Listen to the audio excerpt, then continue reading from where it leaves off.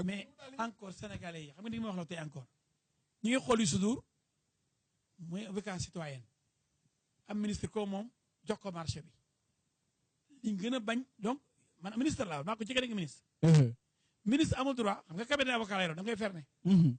ministre àndul ak benn activité bu lay jox xaalis loolu lañu bind ministre àndul ak benn activité bu lay jox xaalis. te ñu ne mon collègue monsieur le ministre Youssou Ndour nga dégg ko. waaw. moom loolu la dëgg la. ministre la.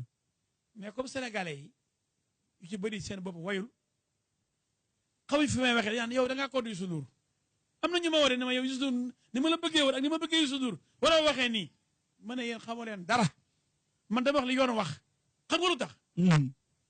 dinañ fi jógee man ak Youssou yàlla yéex ak Macky Sall dañ fi jógee ñun ñëpp. dañuy dee dëgg la bu ñu deewoon dañuy folli. waaw ëllëg dinañ benn sénégalais rek moom bokk ci masu cee bokk. moo taxaw gis ñuy violer loi bi statut de ministre mu Youssou Ndour parce que am na télé am na rajo am na journal te loolu gouvernement dafa lay ragal ñu bëri aussi dañu naan bu ma ko waxee journal dina ma dal wala dañu may ay journalam wala téléem wala nangam man du ma calculer bu may wax parce que dëgg laay wax Youssou Ndour sama xarit la bëgg naa ko lool ñoo maase. dégg nga donc ñun léegi ñu ngi troisième âge man ak moom xam nga vacances citoyennes mu amee.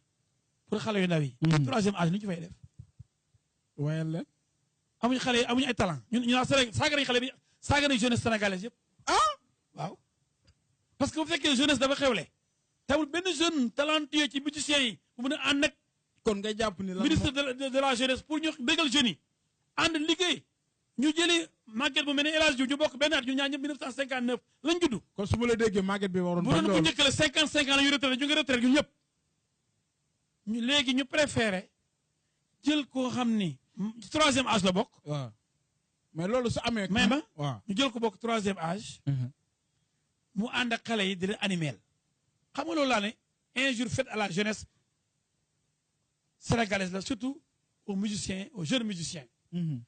ndax ku nekk sa mas ngay àndal. doo daañu wax loolu moo ko wax de bëy ba ànd ak moroomi bëyam. xam nga wéy na ko. ànd ak cere.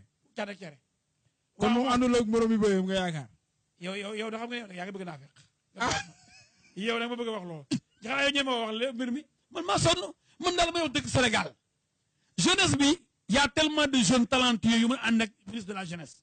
sama neveu di sama xarit papaam di sama imam imam Mbaye Niang.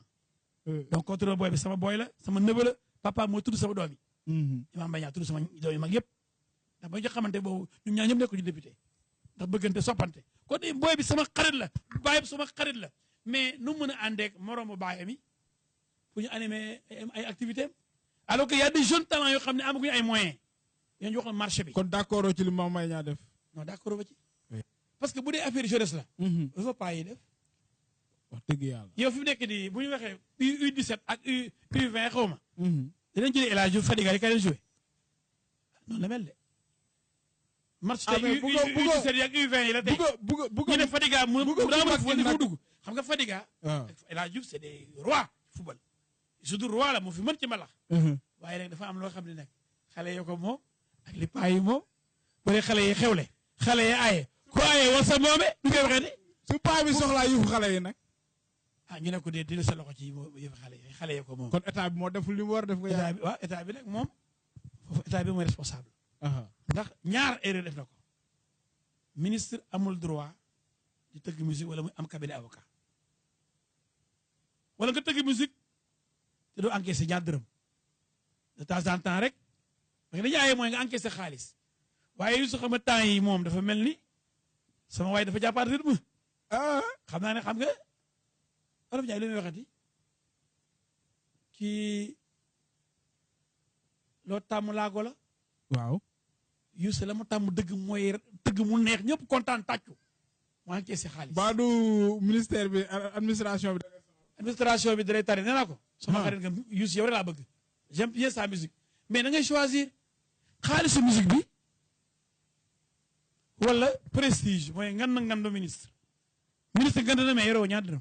mais dafa neex de. benn soirée musique rek mën na fay ministre benn soirée wala benn show mën na fay ministre bi ay weeri weer. yaay tànn nag tànn sa bu la neex la da ngay tànn kay musique bi di ci am xaalis bu bëri. waaw di wut di fay say télé. su soxlaa ñaar yëpp nag. bu dee da ngaa tànn ministre bi ministre dana la may monsieur le ministre toojal la booy dugg pale ñu xaalis honneur daal la fa honneur ngay am mais amoo xaalis. bu waaye boo bëggee boole honneur bi xaalis bi. waaw.